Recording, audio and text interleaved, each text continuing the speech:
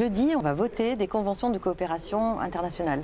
Une avec le Maroc, c'est un renouvellement avec la région de Rabat-Salé-Zemmour, et une avec l'Arménie. Et puis, on va voter une nouvelle convention avec un territoire de Palestine.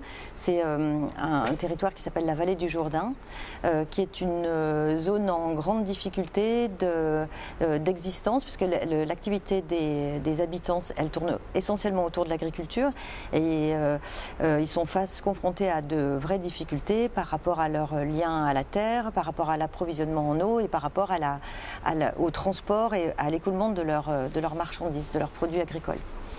Donc on va signer une première convention de coopération, ce qui est un moment fort de l'Assemblée plénière, un acte politique fort. Il n'y en avait jamais eu jusqu'à présent. Il y avait d'autres collectivités locales en Rhône-Alpes qui avaient des conventions, mais la région jamais. Donc à la fois politiquement, le fait de s'engager auprès de la Palestine, c'est très important parce qu'on va signer avec des regroupements de collectivités. Ça s'appelle des Joint Service Council qui travaillent sur les politiques publiques.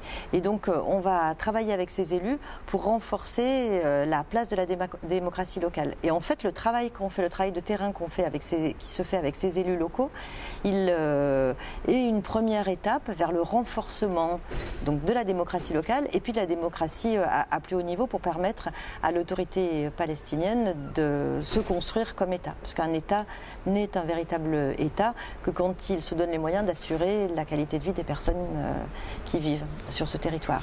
Et c'est aussi politique parce que le travail qu'on engage sur ce territoire, c'est un travail qui est au cœur des revendications des Palestiniens, c'est-à-dire l'égalité de droit et la justice. Leur accès à l'eau notamment et leur capacité de travailler leurs terres. Et donc là on est sur des sujets éminemment politiques.